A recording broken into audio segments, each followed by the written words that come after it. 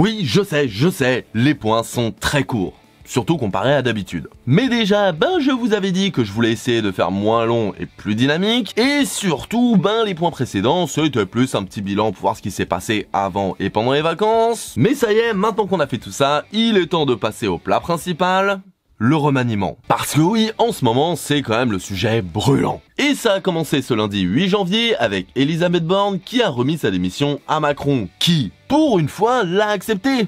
Dommage qu'il ait pas fait la même avec Darmanin. Et c'est donc le lendemain que Gabriel Attal a été nommé Premier ministre du gouvernement, devenant à 34 ans le plus jeune Premier ministre de l'histoire. Alors oui, c'est impressionnant Gabriel, bravo, félicitations à toi. Maintenant, il n'y a plus qu'à espérer que ce soit le seul record qu'il essaye de battre et qu'il va pas essayer de faire plus de 49.3 que Tonton Rocard ou Tata Borne. Et donc ça y est, ce jeudi 11 janvier, le secrétaire général de l'Elysée a annoncé le nom des 14 ministres du gouvernement de Gabriel Attal. Un gouvernement certes encore incomplet, mais assez pour voir où veut se diriger le nouveau gouvernement Attal. Et du coup, voici la composition du nouveau gouvernement. Et déjà, ce qu'on peut dire, outre le fait que Manuel Valls doit être en PLS pleurant sur son comeback qui n'arrivera jamais, outre Fabien Roussel qui se la jouait « Oui, alors pourquoi pas, sur les conditions, j'irai au gouvernement en tant que ministre », montrant une fois de plus son clientélisme, son arrivisme qui doit probablement être en train de ronger le frein de sa saucisse. Outre ces points, ce qu'on peut dire sur le nouveau gouvernement... c'est que ça change pas grand chose, Non mais sérieux, ça c'est le gouvernement d'Elisabeth Borne en juillet 2023, et ça c'est celui de Gabriel Attal. Sur 14 ministres, il y en a 9 en commun.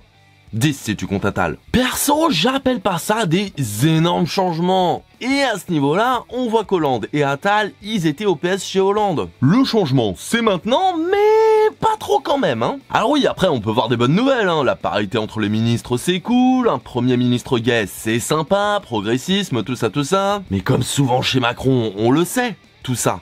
C'est du vent. Non mais je veux dire, Elisabeth Borne, qui pourtant était la deuxième première ministre de la 5ème République et la première à avoir exercé aussi longtemps, alors ok, c'est une femme, c'est une avancée, tout ça, c'est cool pour le symbole, mais au-delà du symbole, est-ce que vous avez l'impression qu'elle a été plus progressiste, plus humaniste, plus égalitaire, voire même plus féministe que les autres? Non, clairement pas. Elle était comme les autres, femme ou pas. Et ici, ça va être clairement la même chose. Parce qu'ok, la parité, tout ça, c'est sympa, mais on garde quand même Gérald Darmanin, Et oui, on fera des petites mesurettes de surface pour faire genre, mais ça s'arrêtera là, faudra pas s'attendre à plus. Et pour les droits LGBT...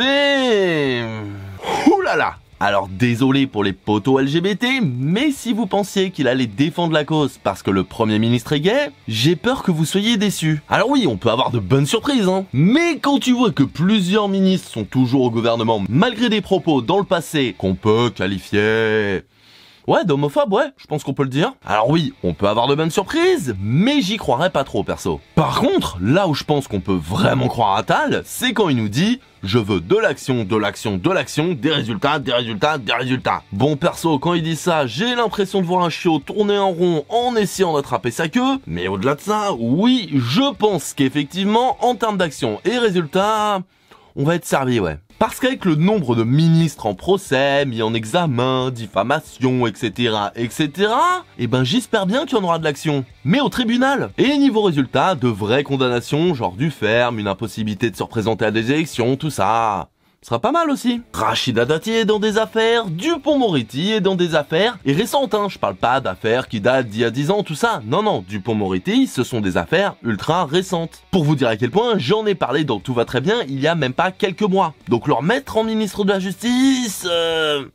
Pas sûr du move. On a aussi Vautrin qui est mis en examen, Aurore Berger qui accueille et donne la parole à des transphobes notoires. Mais heureusement, on a toujours Gérald Darmanin, qui n'est pas un savieur, parce que sinon, sans lui, qu'est-ce que ce serait ce gouvernement? Macron nous avait dit que pour trouver du taf, fallait juste traverser la rue, mais pour les politiques, apparemment, faut juste être mis en examen. Non mais au-delà de la blague, sérieux, ce gouvernement, c'est Macron-Attal ou Fillon-Sarko?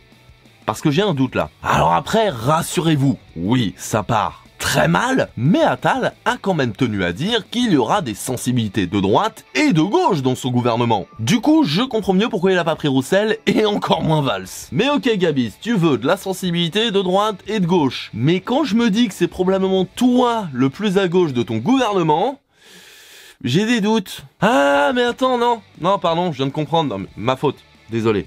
je viens de comprendre. En fait, quand tu parlais de gauche, tu parlais de gauche version Macron 2017. Faux progressisme, notre projet, tout ça, tout ça. C'est ça dont tu parlais. Non, parce que soyons honnêtes, ça se voit que Gabi il est là pour redorer le blason de Macron. Ça se voit qu'il est là pour retenter la strate du mec beau, jeune, dynamique, pas trop de droite, un peu disruptif, tout ça, tout ça. Ça se voit qu'il est là pour prendre la température et préparer les élections présidentielles de 2017.